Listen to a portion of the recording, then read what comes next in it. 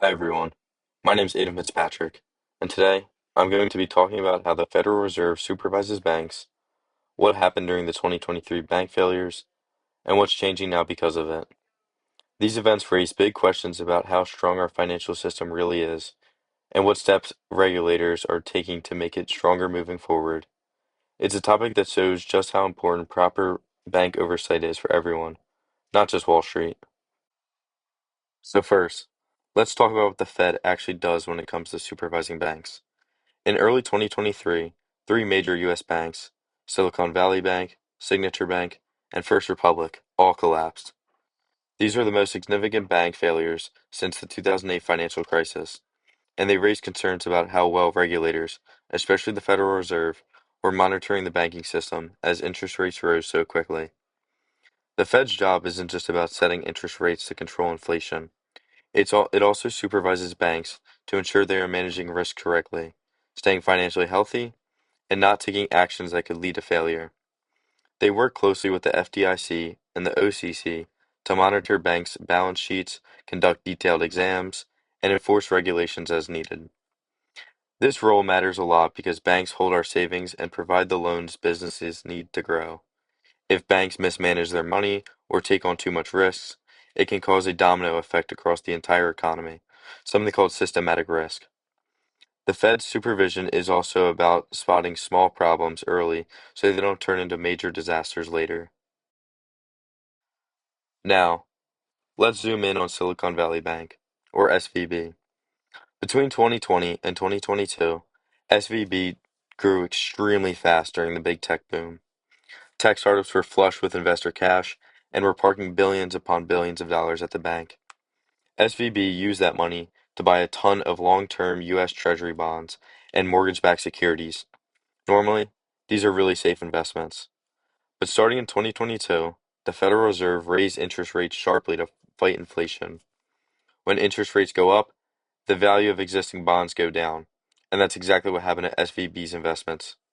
Suddenly, SVB was sitting on huge hidden losses that hadn't properly prepared for.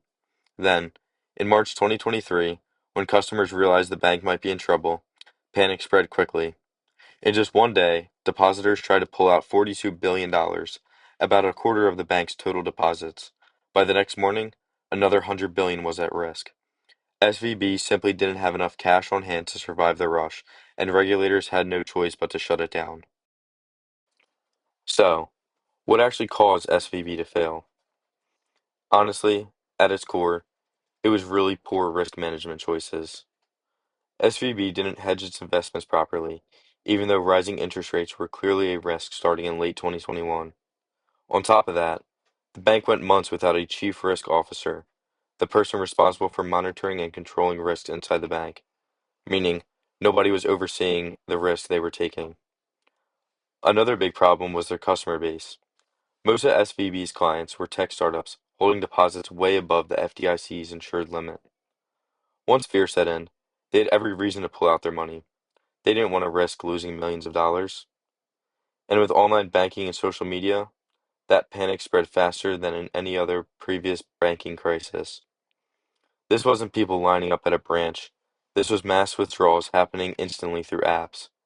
It shows just how quickly modern bank runs can happen. Now, you might naturally be wondering, where were the regulators during all of this?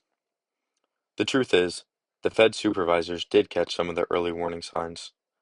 In 2021 and 2022, they flagged SVB's exposure to interest rate risk and concerns about liquidity.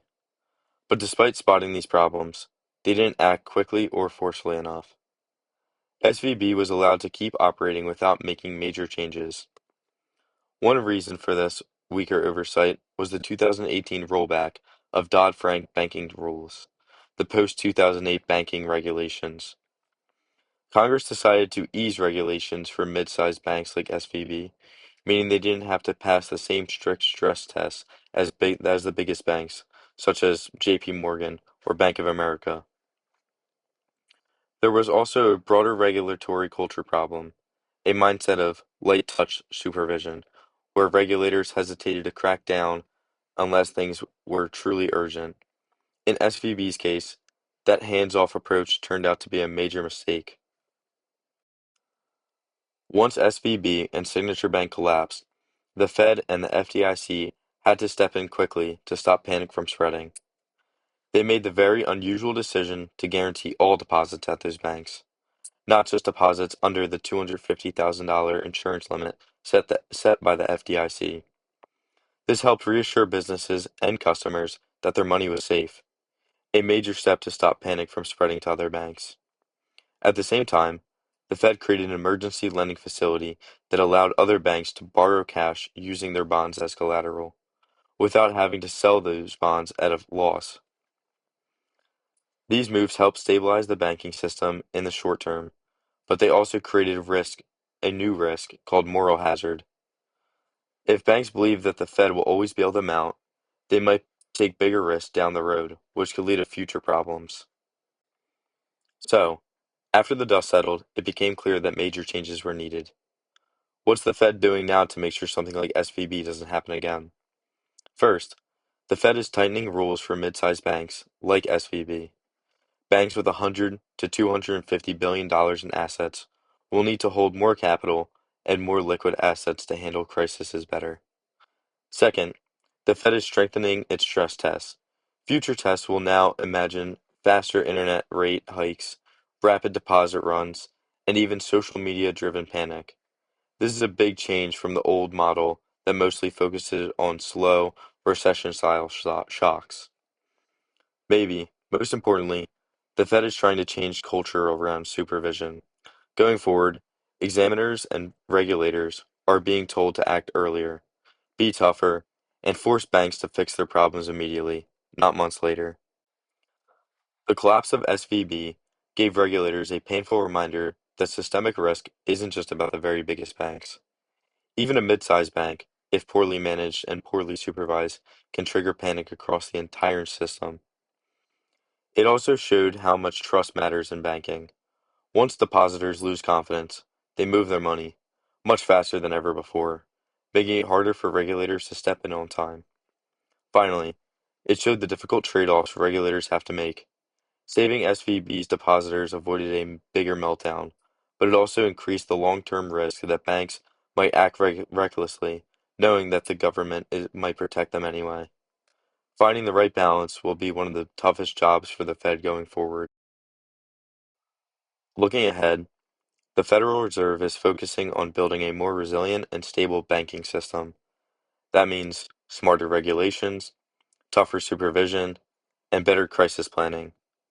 The goal is simple. If a bank gets into trouble, it should be able to fail without dragging down the rest of the economy. A lot of reforms are also happening, like stronger stress tests and new liquidity requirements. But rebuilding confidence and supervision will take time. In the end, the lesson is clear. Strong, proactive regulation is critical to keeping the financial system safe for everyone. Thank you so much for watching my presentation. Before I wrap up, I just want to quickly mention the sources that I use for this project. I use articles from reputable media outlets like the New York Times, Reuters, NPR, The Economist, and the U.S. Government Accountability Office blog.